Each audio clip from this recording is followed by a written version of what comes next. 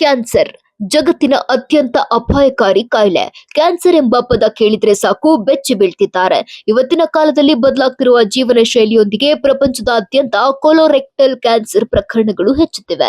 ವಿಶೇಷವಾಗಿ ಯುವಕರು ಈ ಗಂಭೀರ ಕಾಯಿಲೆಗೆ ಬಲಿಯಾಗ್ತಾ ಇದ್ದಾರೆ. ಕೀಮೋಥೆರಪಿ ಮತ್ತು ಇಮ್ಯುನೋಥೆರಪಿಯಂತಹ ಸಾಂಪ್ರದಾಯಿಕ ಚಿಕಿತ್ಸೆಗಳ ಹೊರತಾಗಿಯೂ ಹೆಚ್ಚಿನ ಸಂದರ್ಭಗಳಲ್ಲಿ ಯಶಸ್ಸಿನ ಪ್ರಮಾಣ ಕಡಿಮೆ. ಆದಾಗ್ಯೂ ಜಪಾನಿನ ವಿಜ್ಞಾನಿಗಳು ಕ್ಯಾನ್ಸರ್ ಚಿಕಿತ್ಸೆಯಲ್ಲಿ ಕ್ರಾಂತಿಕಾರಿ ಬದಲಾವಣೆ ತರಬಹುದಾದ ಆವಿಷ್ಕಾರ ಮಾಡಿದ್ದಾರೆ. ಇದು ಸಣ್ಣ ಕಪ್ಪೆಯೊಂದರ ಕರುಳಿನಲ್ಲಿ ಚಮತ್ಕಾರ ಮಾಡಿದ್ದಾರೆ. ಉಭಯಚರ ಜೀವಿಯಲ್ಲಿ ಕಂಡುಬಂದ ಒಂದು ಸಣ್ಣ ಸೂಕ್ಷ್ಮ ಜೀವಿ ಬಿಗ್ ರಿಲೀಫ್ ನೀಡುವ ಸೂಚನೆ ಕೊಟ್ಟಿದೆ. ಜಪಾನಿನ ಮರದ ಕಪ್ಪೆಗಳು, ಫೈರ್ ಬೆಲ್ಲಿ ನ್ಯೂಟ್ಗಳು ಮತ್ತು ಹುಲ್ಲು ಹಲ್ಲಿಗಳು ಸೇರಿದಂತೆ ಒಟ್ಟು 45 ವಿಭಿನ್ನ ಬ್ಯಾಕ್ಟೀರಿಯಾದ ಪ್ರಭೇದಗಳನ್ನು ಪರೀಕ್ಷೆಗೆ ಬಳಸಿದ್ರು. ಕೊಲೊರೆಕ್ಟಲ್ ಕ್ಯಾನ್ಸರ್ನಿಂದ ಬಳಲ್ತಿದ್ದ ಇಲಿಗಳ ಮೇಲೆ ಪ್ರಯೋಗ ಮಾಡಿದ್ರು.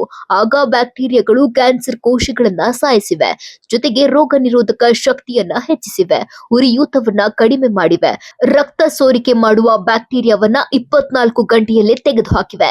ಈ ಸುದ್ದಿ ಕೇಳಿ ಕ್ಯಾನ್ಸರ್ ಪೀಡಿತರು ಫುಲ್ ಖುಷಿಯಾಗಿದ್ದಾರೆ.